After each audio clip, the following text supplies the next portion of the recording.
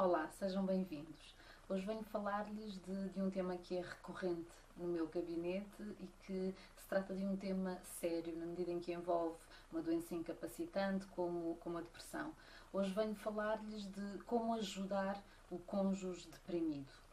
Quando recebo alguém com depressão no meu consultório, de um modo geral, tenho a iniciativa de convidar o parceiro dessa pessoa a estar presente, pelo menos numa das nossas consultas, com a respectiva autorização, como é natural. Esse convite, esse desafio tem sobretudo a ver com o meu conhecimento a respeito das dificuldades porque aquela pessoa estará quase de certeza a passar. Aquilo que acontece, de um modo geral, é que quem vive ao lado de uma pessoa que está deprimida tem muita vontade de ajudar e, de um modo geral, dá muitos palpites.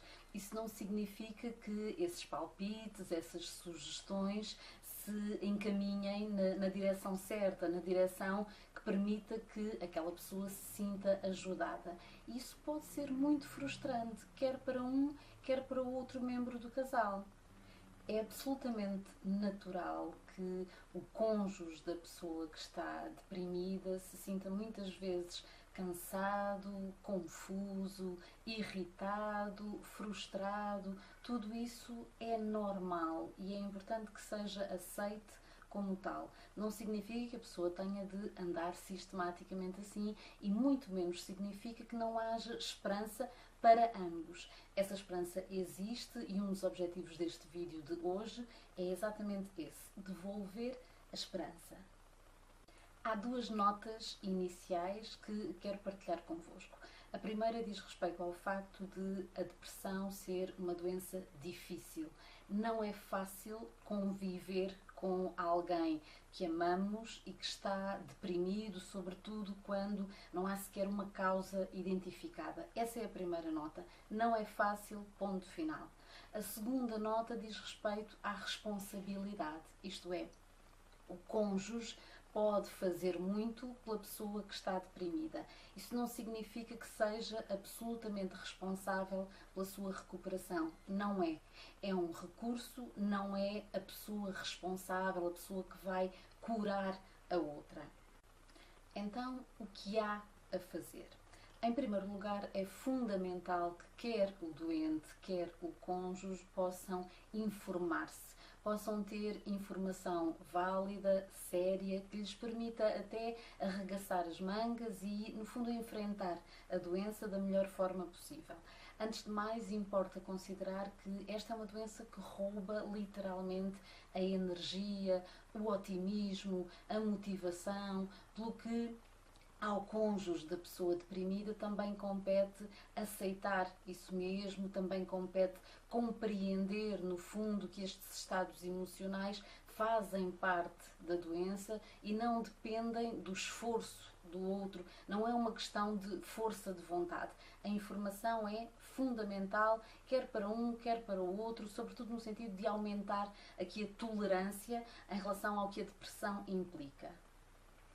Depois importa considerar que os sintomas da depressão não são contra ninguém.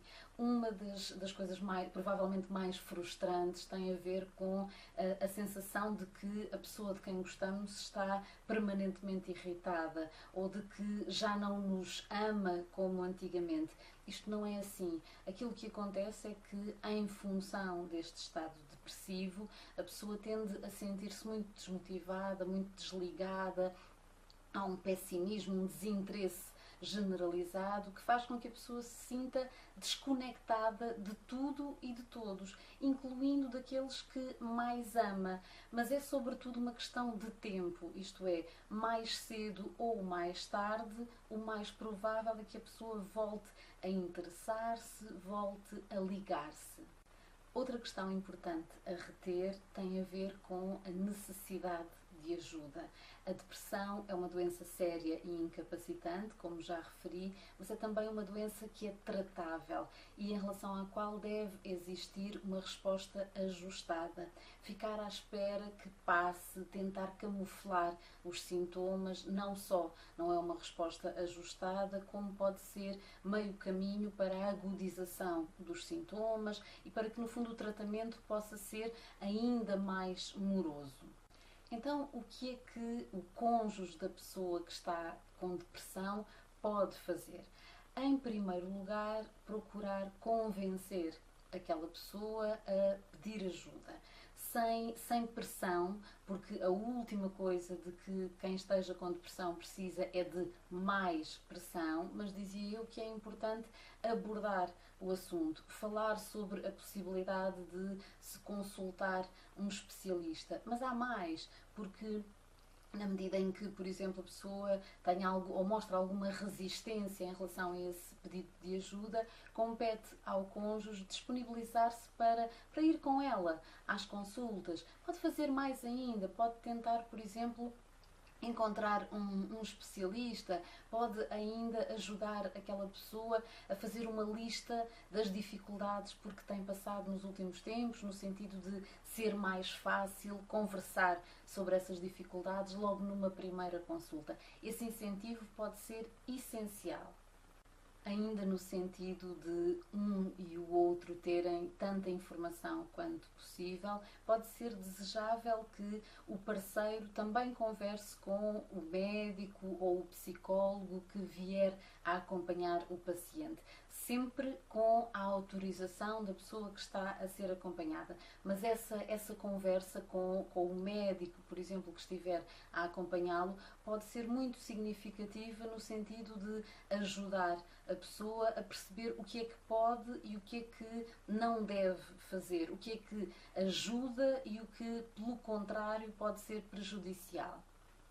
Mas há mais, há muito mais que o cônjuge de uma pessoa com depressão possa fazer. Em primeiro lugar, isso passa por dar amor, por continuar a dar amor, ainda que durante um período que às vezes é bastante longo, não sintamos o mesmo amor ou o amor na mesma medida. Dar amor, continuar a mostrar àquela pessoa que ela é importante, pode fazer muito pelo estado emocional de quem está deprimido. Outra coisa muito importante, ouvir, ouvir, ouvir. Muitas vezes em função da tristeza profunda porque alguém de quem gostamos está a passar, temos a tendência de dar conselhos, de querer espevitá-la, de querer animá-la. Ora, a primeira coisa de que aquela pessoa precisa é de se sentir ouvida, é de se sentir amparada, de se sentir compreendida. E eu posso não saber exatamente aquilo que aquela pessoa está a sentir, mas na medida em que me disponibilize, por exemplo, para a ouvir horas a fio, se for preciso, estou a fazer muito pela sua recuperação. Claro que não é fácil ouvir a pessoa que está com depressão e não fazer juízos de valor. Muitas vezes é tentador colocar perguntas do tipo: então, mas se estás tão triste, porquê é que sais à noite? Ou porquê é que não tens vontade de conversar comigo e passas horas ao telefone a conversar com a tua irmã ou com o amigo X? É fundamental evitar estes juízos de valor. Muitas vezes aquilo que acontece é que, por exemplo, a pessoa que está deprimida consegue conversar com outras pessoas na medida em que essas conversas a distraiam, lhe permitam, no fundo, afastar-se dos seus pensamentos mais negativos, mais catastrofistas. Não é tanto uma questão de a pessoa estar interessada na conversa, é sobretudo uma questão de aquela conversa ser suficientemente distratora e, portanto, nessa medida, pelo menos durante algum período, a pessoa não estar a pensar nos próprios problemas. Ainda a propósito dos juízos de valor, eu recordo-me de uma senhora que acompanhei há uns anos e que se queixava porque o marido não compreendia como é que ela, estando tão deprimida, sentia necessidade de sair à noite, de o fazer com frequência. Ora, naquele caso, como em tantos outros, de resto, as saídas à noite tinham a ver sobretudo com as insónias e com os pensamentos mais negativos que aquela senhora, porque aquela senhora passava, sobretudo durante a noite. Portanto, as noites, as saídas à noite eram um escape, muito mais do que a vontade de querer conhecer outros homens. É natural, no entanto, que aquele marido se sentisse inseguro, e foi por isso também que foi importante trazê-lo, envolvê-lo naquele processo terapêutico, para que ele pudesse compreender melhor aquilo por que a mulher estava a passar, assumir uma postura de maior compreensão, de maior aceitação e passar a fazer parte da solução em vez de ser parte do problema. Outra das coisas para as quais é fundamental que o cônjuge de uma pessoa deprimida possa estar preparado tem a ver com a rejeição.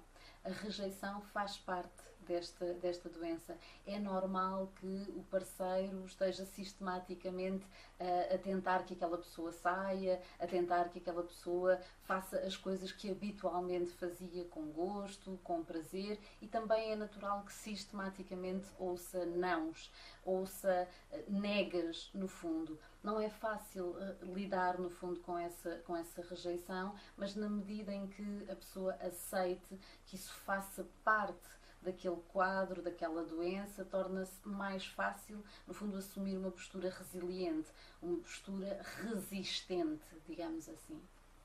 Uma das questões mais sensíveis na relação a dois, quando há uma pessoa deprimida, tem a ver com a intimidade sexual. De um modo geral, a pessoa com depressão tende a ver o seu desejo diminuído, às vezes é até inexistente. Ora, para o cônjuge pode não ser fácil lidar com a situação, na medida em que haja dúvidas a respeito, por exemplo, da possibilidade de aquela pessoa já não se sentir atraída por si, em vez de ser capaz de racionalizar e, no fundo, pensar que aquele é só mais um sintoma da depressão.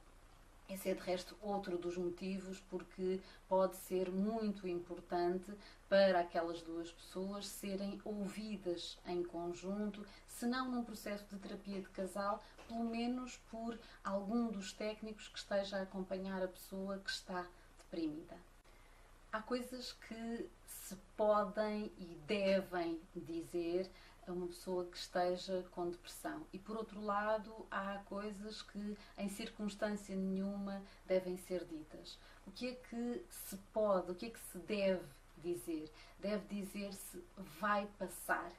Isto é normal, mas vai passar. Isto não é exatamente o mesmo que vender a ideia de que esta doença não seja uma doença séria ou incapacitante, mas tratar-se-á de chamar a atenção da pessoa que está com depressão, da pessoa que está com um pessimismo generalizado, para a circunstância de existirem muitas outras pessoas que já passaram por aquilo e que ultrapassaram o fenómeno com sucesso. É positivo dizer: eu posso não compreender aquilo por que estás a passar, mas eu estou cá para ti. Eu estou cá hoje, eu vou continuar a estar no futuro, eu quero estar cá para ti. Assim como é positivo continuar a dizer de múltiplas formas: tu és importante para mim. Tu fazes falta. Estas são mensagens que podem, no fundo, dar resposta também ao sentimento de desesperança que tantas vezes caracteriza as pessoas que estejam a passar por depressão. O que é que não deve ser dito? Coisas como isto é fruto da tua imaginação, ou isto é tudo da tua cabeça, se te concentrares nos pensamentos positivos vais ver que passa. A verdade é que a depressão, como disse antes, não depende do esforço, ou pelo menos não depende apenas da força de vontade. Se eu disser a alguém que está profundamente angustiado, profundamente deprimido, que bastará esforçar-se mais, dar um pouco mais de si, eu arrisco-me a que aquela pessoa se sinta ainda mais angustiada, ainda mais culpada, ainda mais frustrada. E não é isso que se pretende. Eu também não devo dizer: todos passamos por momentos difíceis, vais ver que isto também passa. A verdade é que a depressão é muito mais do que um momento difícil. E quando eu faço esta generalização, ou quando eu digo que sei bem aquilo porque aquela pessoa está a passar, eu arrisco-me a não estar a ser solidária, arrisco-me a não estar a assumir uma postura muito sensível, porque a verdade é que se eu nunca estive deprimida, eu não posso verdadeiramente calcular aquilo porque aquela pessoa está a passar. Eu não conheço o seu sofrimento. Há outras coisas que não se deve dizer, como por exemplo: mas então o que é que se passa contigo? Ou mas já não era suposto estares melhor? Frases como estas vão implicar muito mais pressão sobre alguém que já está suficientemente pressionado e vão aumentar a tal sensação de anormalidade, de desesperança. Isto é tudo aquilo que uma pessoa deprimida não precisa de ouvir. A ajuda ao paciente com depressão também passa, ou se quiser, talvez passe sobretudo por ser capaz de cuidar de si. Se o seu cônjuge, se o seu marido, se a sua mulher, se o seu namorado ou a sua namorada está neste momento com sintomas de depressão, é importante que interiorize esta mensagem. Não tem de ser um super-homem ou uma super-mulher. Portanto, em primeiro lugar, deve cuidar de si, cuidar da sua saúde. Ora, o que é que isso implica? Isso implica, em primeiro lugar, que reconheça a importância de falar sobre as suas próprias emoções, sobre a sua frustração, sobre os seus sentimentos de culpa, sobre a sensação de impotência. Fale com outros membros da família, fale com os seus amigos, fale com colegas de trabalho, fale com o seu médico, fale com alguém. Muitas vezes aquilo que acontece é que o cônjuge tem a sensação de que, se o fizer, estará a trair aquela pessoa por estar a referir-se também a problemas que são dela. Mas a verdade é que, na medida em que tente gerir tudo sozinho, o mais provável é que mais cedo ou mais tarde não se sinta com forças suficientes para continuar a amparar alguém de quem gosta. É fundamental conseguir estabelecer limites. É fundamental reconhecer que eu sou só o cônjuge daquela pessoa, eu não sou o psicólogo, eu sou alguém com emoções, eu sou permeável às emoções da pessoa que eu amo e, portanto, eu vou precisar aqui, se quiser, de alguns balões de oxigênio, isto é, eu vou precisar de manter as rotinas que me façam bem, eu vou precisar de continuar a ir ao ginásio, de continuar a passear, de continuar, no fundo, a completar atividades que permitam que eu continue a sentir-me viva, enérgica e capaz de continuar a ajudar.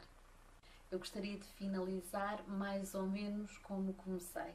A depressão é e continuará a ser uma doença difícil de gerir, sobretudo em contexto familiar, mas na medida em que as duas pessoas, os dois membros do casal, estejam informados a respeito do que é a doença, de quais são os sintomas, daquilo que é normal e daquilo que talvez não seja tão normal, é muito mais provável que sejam capazes de dar a volta ao problema juntos e com o amparo de técnicos especializados.